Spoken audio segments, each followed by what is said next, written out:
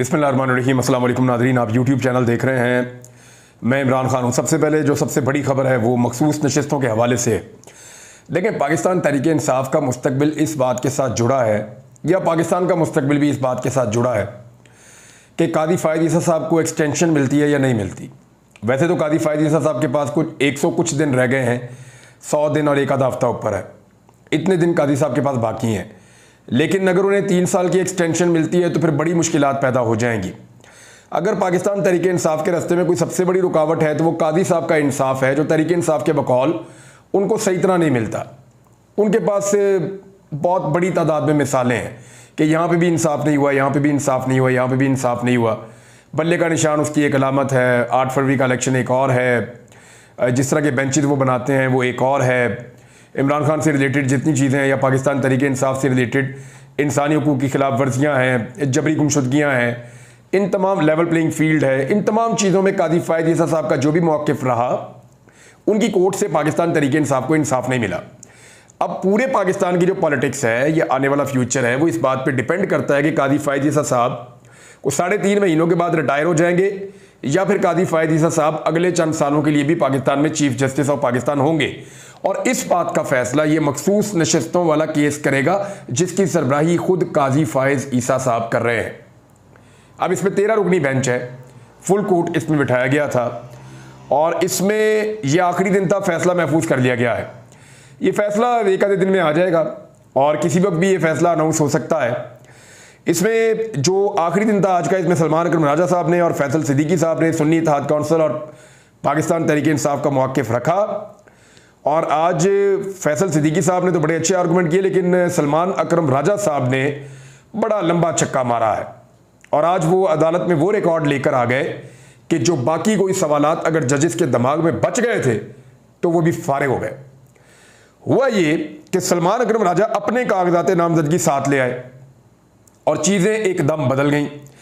Election commission ने जो भी मौक़िफ़ अदालत में पेश किया उसकी धज्जियां उड़ा दी सलमान अकरम राजा साहब के आज के मौक़िफ़ ने और पेश किए गए सबूतों ने। और ये जो मुकम्मल रिकॉर्ड है ये वो लेकर आए थे, अदालत को उन्होंने दिया भी। अब इलेक्शन कमीशन जब बहुत बुरी तरह फंस गया तो जो ऑब्जर्वेशन है पहले आप वो सुन लीजिए कि वहाँ पे कादी फ़ायद ईसा साहब बार बार सलमान अकरम राजा साहब को कहते रहे आगे बढ़ें आगे बढ़ें आगे बढ़ें, क्योंकि इलेक्शन कमीशन बहुत बुरी तरह एक्सपोज होकर फंस रहा था। फिर साथी जजेस ने जो है वो काफ़ी परेशान थे, साथी जजेस के आगे क्यों बढ़े, ये तो बड़ा अहम तरीन नुक्ता है, इस नुक्ते के ऊपर तो बात होनी चाहिए। हमारे सामने केस जो है वो क्रिस्टल क्लियर हो रहा है, हर चीज़ खुलकर हमारे सामने आ रही है, तो कादी साहब आगे क्यों बढ़ रहे हैं, यहाँ रुकना चाहिए। फिर जजेस ने मुदाखलत की और फिर सलमान अकरम राजा साहब को बड़ी मुश्किल से मौका मिला कि वो अपनी बात कहें। इलेक्शन कमीशन ने झूठ बोला ना कि पाकिस्तान तहरीक-ए-इंसाफ की अक्सरियत ने पाकिस्तान तहरीक-ए-इंसाफ का डिक्लेरेशन ही नहीं दिया। इस झूठ को आखिरी दिन में सलमान अकरम राजा साहब ने एक्सपोज कर दिया। कैसे किया? उन्होंने कहा कि जो हमारे उम्मीदवार हैं उन्होंने एक कागजात नामजदगी जमा नहीं कराए, उन्होंने मुख्तलिफ कागजात नामजदगी जमा करवाए थे। उसकी वजह यह थी कि हमें पता चल रहा था कि हमसे बल्ले का निशान छीना जा रहा है, हमें पता चल रहा था कि हमारी पार्टी को इलेक्शन से बाहर करने की पूरी तैयारी की जा रही है। तो फिर हमने मल्टीपल कागज जमा कराए, हर उम्मीदवार ने एक कागज जमा नहीं कराए, एक से ज्यादा कागजात नामजदगी जमा करवाए, क्योंकि हम जानते थे कि तहरीक-ए-इंसाफ को बाहर किया जाएगा। तो सबसे पहले सलमान अकरम राजा साहब ने अपने कागजात से साबित किया कि सबसे पहले पाकिस्तान तहरीक-ए-इंसाफ का डिक्लेरेशन जमा करवाया गया और उसके बाद जब हमसे बल्ले का निशान छीन लिया और इलेक्शन कमीशन ने कहा अब आपके पास तो आज़ाद उम्मीदवार हैं, तो फिर हमने जो है वो पाकिस्तान तहरीक-ए-इंसाफ नजरियाती का डिक्लेरेशन जमा करवाया कि बल्ले का निशान नहीं है तो चलो एक सिंबल होना चाहिए पूरी पॉलिटिकल पार्टी के पास। तो वो एक सिंबल के लिए बल्लेबाज का निशान इनके पास आ गया, यानी बैट्समैन आ गया। पहले खाली बैट था, अब बैट्समैन आ गया। और वो जो पार्टी है वो पार्टी थी अख्तर इकबाल डार साहब की, पाकिस्तान तहरीक-ए-इंसाफ नजरियाती। उस पार्टी के साथ इन्होंने बातचीत की, बल्लेबाज का निशान लिया और कागजात जमा करवाने के लिए वो डिक्लेरेशन दिया, जनाब सर्टिफिकेट दिए पाकिस्तान तहरीक-ए-इंसाफ नजरियाती के, जनाब हम इसका हिस्सा है। अच्छा, अभी जब जैसे ये किया वैसे इलेक्शन कमीशन मीटिंग करने बैठ गया और इलेक्शन कमीशन ने जल्दी एक फैसला सुना दिया। इलेक्शन कमीशन ने कहा कि जो उम्मीदवार एक पॉलिटिकल पार्टी के कागजात नामजदगी जमा करवा चुके हों और डिक्लेयर कर चुके हों कि उनका ताल्लुक एक खास पॉलिटिकल पार्टी से है, वो बाद में दूसरी पॉलिटिकल पार्टी के नाम का डिक्लेरेशन जमा नहीं करवा सकते। ये इलेक्शन कमीशन ऑफ पाकिस्तान ने कहा। यहां इलेक्शन कमीशन ऑफ पाकिस्तान फंस गया क्योंकि उन्होंने ये मान लिया कि ये उम्मीदवार पाकिस्तान तहरीक इंसाफ के हैं और ये अपना डिक्लेरेशन जमा करवा चुके हैं। देखिए, अगर वो ये ना मानते तो ये फैसला ना करते। अच्छा, उनको ये फैसला इसलिए करना पड़ा कि उस वक्त तक जो अख्तर इकबाल डार साहब है वो काबू नहीं आए थे। फिर जैसे ही अख्तर इकबाल डार साहब काबू आए और उनको जो है वो रिमोट कंट्रोल से चलाया गया, तो उन्होंने आकर इमरान खान साहब के खिलाफ एक प्रेस कॉन्फ्रेंस करके विड्रॉ कर लिया कि जी मेरा इनसे ताल्लुक ही कोई नहीं है, मैंने नहीं दिया किसी को टिकट, और वो दौड़ गए। अच्छा, अब इलेक्शन कमीशन का तो तहरीरी तौर पे वो आ चुका था डॉक्यूमेंट, वो भी जमा करवा दिया सलमान अकरम राजा साहब ने अदालत में। उन्होंने बताया, देखिए इलेक्शन कमीशन खुद कह रहा है कि ये सारे पीटीआई के लोग हैं, ये नजरियाती में जा ही नहीं सकते। तो जब हम पीटीआई के लोग हैं, इलेक्शन कमीशन मान रहा है, तो फिर तो हम नजरियाती में जा नहीं सकते, ये उन्होंने कहा। तो एक तरफ आप ये कहते हैं कि जनाब हमारे पास हमने कागजात जमा ही नहीं करवाए पीटीआई के, दूसरी तरफ इलेक्शन कमीशन कहता है क्योंकि आपने जमा करवाए थे पीटीआई के कागजात, लिहाजा आप दूसरी जमात के जमा नहीं करवा सकते। तो ये मामला तो उन्होंने पकड़ लिया गिच्ची से सलमान अकरम राजा साहब ने। फिर डार साहब वाला इशू हो गया, वो आए, उन्होंने आके सारा मामला ही दूसरी तरफ कर दिया। फिर सुन्नी इत्तेहाद काउंसिल के हामिद रजा साहब को ले लेना आप। चले, सुन्नी इत्तेहाद काउंसिल के हामिद रजा साहब ने पाकिस्तान तहरीक इंसाफ के डिक्लेरेशन जमा करवाया था, लेकिन बाद में जो बल्लेबाज का निशान है उनको नहीं मिला, तो उनको घोड़े का निशान तो मिल जाता ना, उनकी अपनी पार्टी तो मौजूद थी, उनको भी नहीं मिला। इसी वजह से नहीं मिला कि क्योंकि आपने अपनी पार्टी का पीटीआई का जमा करवाया हुआ है, तो अब आपको अपनी पार्टी का निशान भी नहीं मिलेगा, आप भी आजाद उम्मीदवार होंगे। तो उनको भी आजाद उम्मीदवार कर दिया और उनको अजीबोगरीब निशान दे दिया। तो इस तरह सलमान अकरम राजा साहब ने आज बड़ी मजबूती से अपना केस पेश किया। काजी साहब खासे तजब्जुब में रहे, बहुत परेशानी में रहे, लेकिन इसके बावजूद ये मामला अब तकरीबन एक साइड पे लग चुका है। जजेस की अक्सरियत अपनी राय दे चुकी है अदालत के अंदर। देखें, जो अदालत का माहौल है, जो अदालत के रिमार्क्स हैं, जो अदालत में चीज़ें सुनी गई, देखी गई, बताई गई, उनके मुताबिक तो फैसला पाकिस्तान तहरीक इंसाफ के हक में आ रहा है। ज़्यादा जजेस की राय पाकिस्तान तहरीक इंसाफ के हक में है। काजी फायद ईसा साहब का मौक़िफ़ बेशक अलग है, लेकिन उनके मौक़िफ़ के साथ कम जजेस खड़े हैं। अब फैसला महफूज है और अल्लाह ताला करे कि फैसला महफूज ही रहे, गैर महफूज ना हो जाए। जस्टिस शाहिद वहीद साहब ने एक बड़ी अहम बात आज उठाई और ये बात बिल्कुल ठीक है। उन्होंने कहा जी इलेक्शन कमीशन तो एक इदारा है, आईनी इदारा है, लेकिन वो इस केस को ऐसे लड़ रहा है जैसे वो एक मुखालिफ पार्टी है। इस पर सलमान अकरम राजा साहब ने कहा जी बिल्कुल ऐसे ही है, ये हमारी मुखालिफ पार्टी बन के आ गए हैं।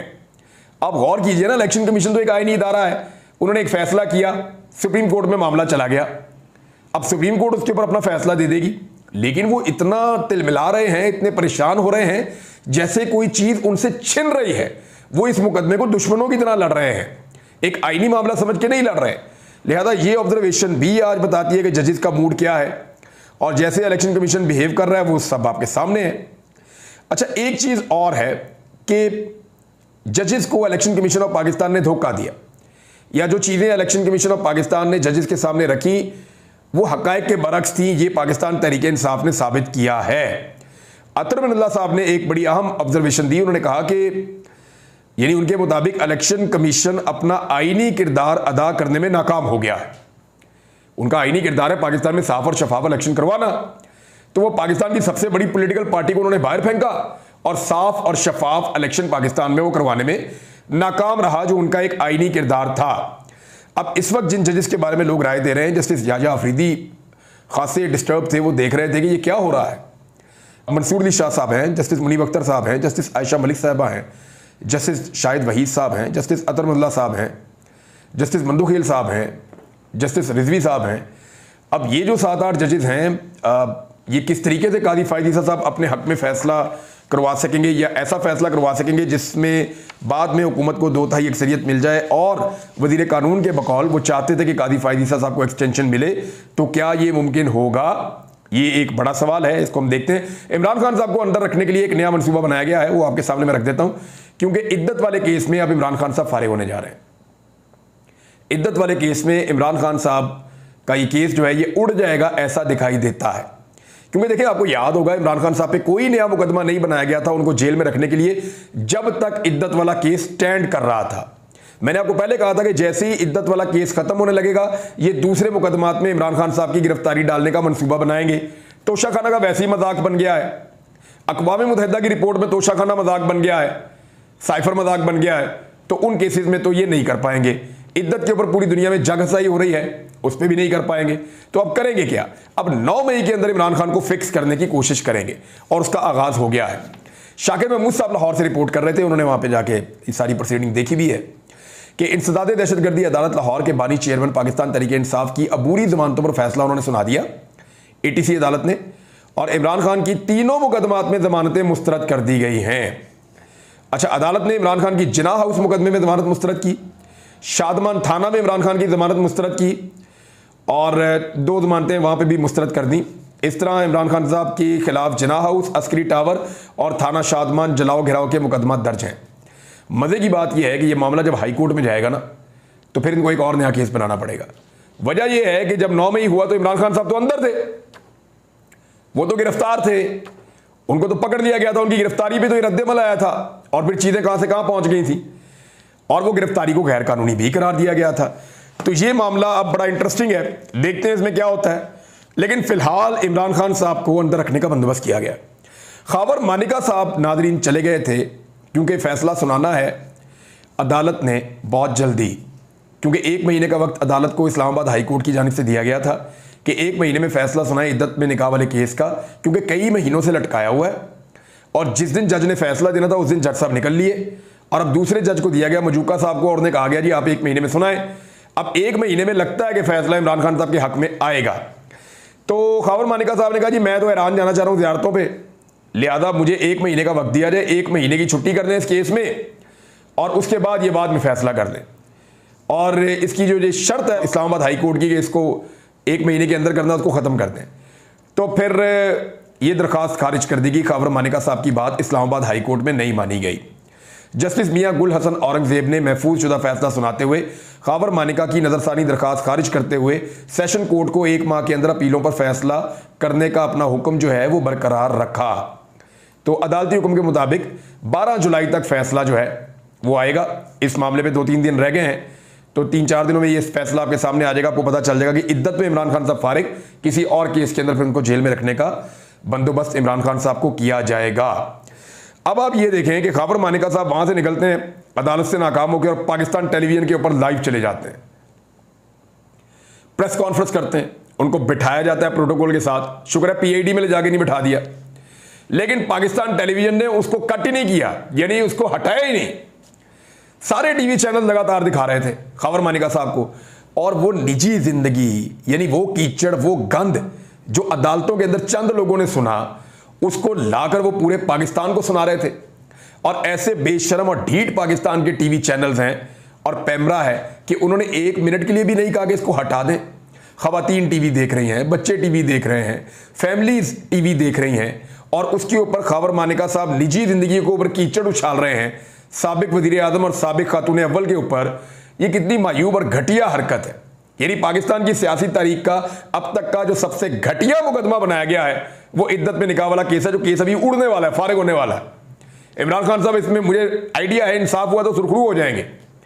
वो मामला ये है कि इद्दत वाले ऐसे घटिया केस के अंदर अदालत के अंदर तो आपने गंद मारा सो मारा, अब उसको उठाकर लाकर पाकिस्तान के मीडिया पे बराह रास्त प्रेस कॉन्फ्रेंस करके चलवा भी रहे और सारे टीवी चैनल दिखा रहे हैं। ना ये शख्स साबिक वजीर आजम है, ना ये शख्स साबिक सदर है, ना ये शख्स कभी कोई वजीर रहा, कोई इतना बड़ा इसका पोर्टफोलियो भी नहीं है और कंटिन्यूसली इसको दिखाया जा रहा है लगातार सारे टीवी चैनल्स पे। तो टीवी चैनल वालों से कुछ हमारे दोस्तों ने बात की, तारिक मतीन साहब ने भी की, उन्होंने लिखा भी बल्कि कि 2-3 लोगों से बात हुई, उनसे पूछा तो उन्होंने कहा जी बिल्कुल हुक्म आया है कि ये प्रेस कॉन्फ्रेंस दिखानी है, सारी दिखानी है। तो पूछा जी हुक्म हुकूमत की जानिब से आया, तो उन्होंने कहा जी हुकूमत की जानिब से नहीं आया। तो फिर ये जो हुक्म आया है, ऐसे अहकामात की वजह से पाकिस्तान की सियासत गटर बनती जा रही है और ये गटर आप बनता हुआ देख भी रहे हैं। एक और बड़ा फैसला किया पाकिस्तान के अंदर इस वक्त जो मौजूदा हुकूमत है उसने, और ये एक बड़ा अजीबोगरीब फैसला है। यानी हुकूमत ने ISI को शहरियों के फ़ोन कॉल सुनने और उनको ट्रेस करने की इजाज़त दे दी है। ये ऑफिशियल इजाज़त है। अब इससे पहले जितनी भी कॉल जो है वो लीक हो जाती थी या लीक की जाती थी या सुनी जाती थी या रिकॉर्ड की जाती थी, ये कानूनी नहीं था। अब कानूनी जवाज़ मौजूद है और मौजूदा हुकूमत ने ISI को शहरियों की फ़ोन कॉल के साथ साथ मैसेजेस में मुदाखलत या ट्रेस करने का भी इख्तियार दे दिया। काबीना ने फैसले की समरी की मंजूरी सर्कुलेशन के जरिए दी है। समरी के मुताबिक फैसला कौमी सलामती के मफाद में किया गया है, किसी जुर्म के खदशे के पेश नज़र किया गया है। मुझे अच्छी तरह याद है मरियम नवाज ने बड़ा रोला डाला हुआ था जब उनकी ऑडियो पे ऑडियो लीक हो रही थी, तो उन्होंने कहा था कि ये मेरी ऑडियो लीक कैसे होती है, ये कौन लीक करते हैं, वो कौन लोग हैं जो ये करते हैं, उनके ऊपर कार्रवाई होनी चाहिए। बड़े गिले और बड़े शिकवे किए थे। तो अब खुद ही यानी जो बातें इन्होंने की हैं ना, उन सब का उलट ये खुद कह रहे हैं। और मुझे बड़ा, मैं इंजॉय करता हूँ इस बात को जब ये कहती थी कि वो तरीका मुझे भी आता है, उसमें हाथ जोड़ने पड़ते हैं, उसमें जूते साफ करने पड़ते हैं। बड़ा मज़ेदार स्टेटमेंट था। तो एग्जैक्टली उस तरीके के ऊपर बेहतरीन और शानदार अंदाज में ये बाप बेटी और पूरा ख़ानदान मिलकर चल रहे हैं। और इनको मुबारक हो इस तरह का इक़्तिदार, जिस तरह के इक़्तिदार का तरीका सिर्फ इनको ही आता है, इतने अच्छे तरीके से और किसी को नहीं आता। बहरहाल उमर अयूब साहब ने इसके ऊपर अपना एक रद्द-ए-अमल दिया है। उन्होंने कहा कि कॉल ट्रेसिंग का इख्तियार देने वाले जेल जाएंगे। इसी कानून के जरिए आसफ जरदारी, नवाज शरीफ, शहबाज शरीफ, बिलावल और मरियम जेल जाएंगे। उनका कहना था कि कॉल ट्रेसिंग का इख्तियार देने वाले सब अदालतों में फिरते नजर आएंगे। फॉर्म 47 वाली हुकूमत की तरफ से SRO 1005 का नोटिफिकेशन जारी किया गया है 2024 का। इस नोटिफिकेशन में ISI को कौमी सलामती को जवाब बनाकर किसी भी शख्स की फ़ोन पर गुफ्तगू को टेप करने का इख्तियार दे दिया गया है। उनका कहना था कि एक फाशिस्ट हुकूमत की जानिब से ही किसी इंटेलिजेंस एजेंसी को शहरियों की फ़ोन टेपिंग का मुकम्मल इख्तियार दिया जा सकता है। शहबाज शरीफ ने इस फैसले पर अमली तौर पर अपनी शारक काट दी है। ये SRO वो आला होगा जिसे ISI बिलावल भुट्टो, आसिफ जरदारी, मरियम नवाज समेत तमाम सियासतदानों और मीडिया से वाबस्ता अफराद को ब्लैकमेल और मगलूब करने के लिए इस्तेमाल करेगी। उन्होंने कहा, मैं अपने वकील डॉक्टर बाबर अवान के ज़रिए से अदालत में इस गैर कानूनी नोटिफिकेशन को चैलेंज करूंगा। ये SRO गैर आइनी और आइन में दर्ज बुनियादी हुकूक के खिलाफ है। नाज़रीन, कुछ और बड़ी इंपॉर्टेंट खबरें हैं मैंने आपके साथ शेयर करनी है। मुझे एक ब्रेक लेना पड़ेगा यहाँ पे, वो इसलिए कि वीलॉग का टाइम ज़्यादा हो गया है। नेक्स्ट वीलॉग में आपके साथ शेयर करता हूँ। अब तक के लिए इतनी, अपना ख्याल रखिएगा, अपने चैनल का भी। अल्लाह हाफ़िज़।